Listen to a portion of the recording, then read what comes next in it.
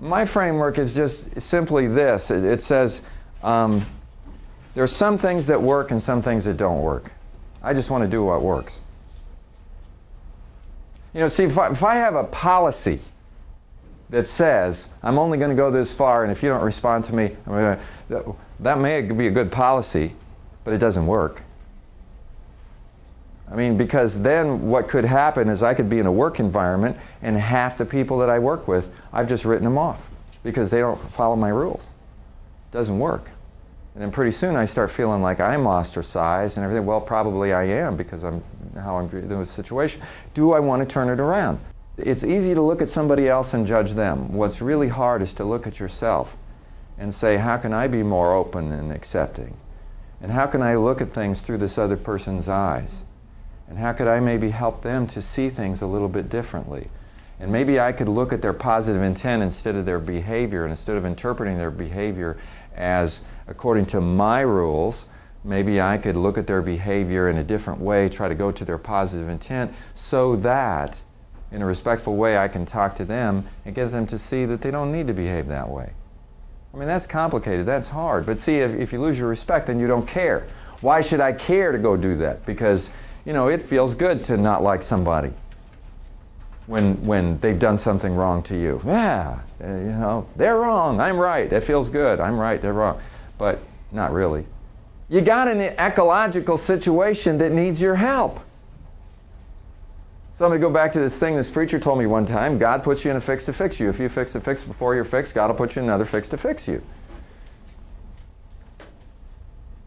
You know, see, this guy who's a friend of mine, and he had this sense of purpose. And he said, when I find myself surrounded by difficult people in a difficult situation, of course I react to it. But then I step back and I say, and his reference point was God. And he said, so from my point of view, God put me here for a reason. Now, I don't care what your religious beliefs are. You can still take the same principle, you know? You just say, I'm here for a reason. And the reason is, I need to work on myself. And if I were with really, really friendly, happy people, I wouldn't have to worry about it. And this thing inside myself would never get developed. You see, who knows what the future may hold? You may have kids that are, you know, in really good shape today, and maybe when they get older, something will happen to them. Maybe they will move out, and they will have some horrible thing happen to them, and they will need you in some way.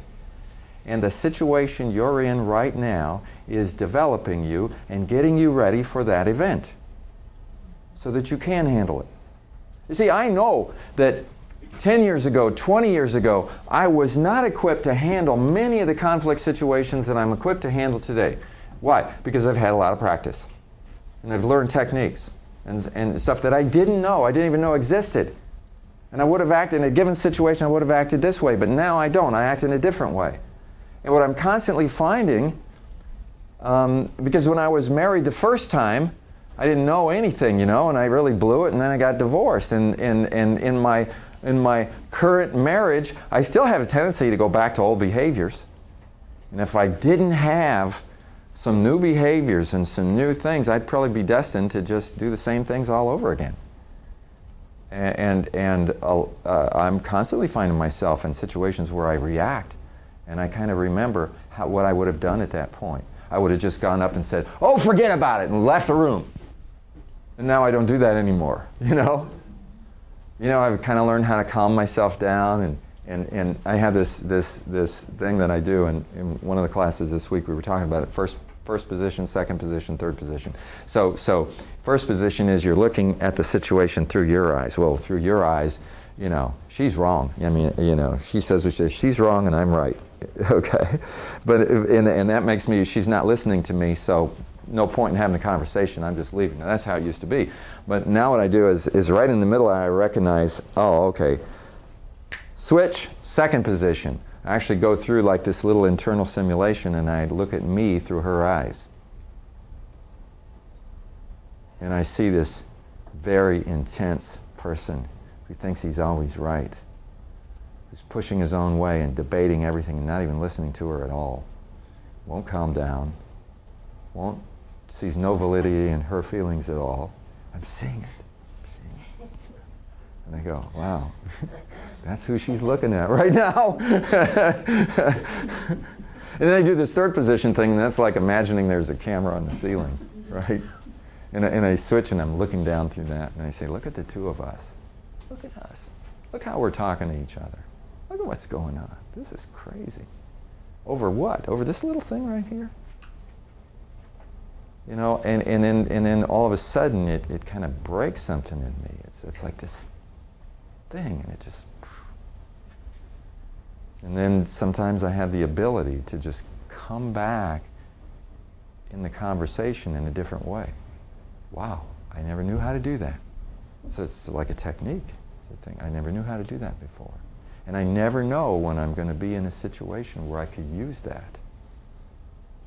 And see, you can learn a lot from the doctor that you're talking about, because it forces you to constantly... Now see, if you avoid them, which you're doing right now, right? Right.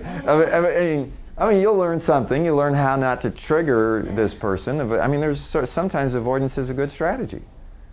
But other times, it's like, okay, maybe I can talk to him when nothing is happening, and it's like you're talking to him and you're smiling, and he's not set off, and he's in a good mood, and you're thinking, maybe this is a perfect time for me to talk to him about something. It's part of a long-term strategy, and you have the conversation, and what's happening is he's starting to recognize how you look at things, and he's starting to see kind of your point of view.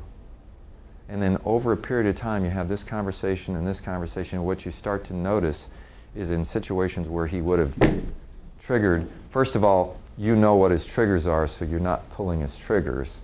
And at the same time, you've also built a kind of a relationship where he kind of understands how you think and how you look at things, and things are just slowly getting better.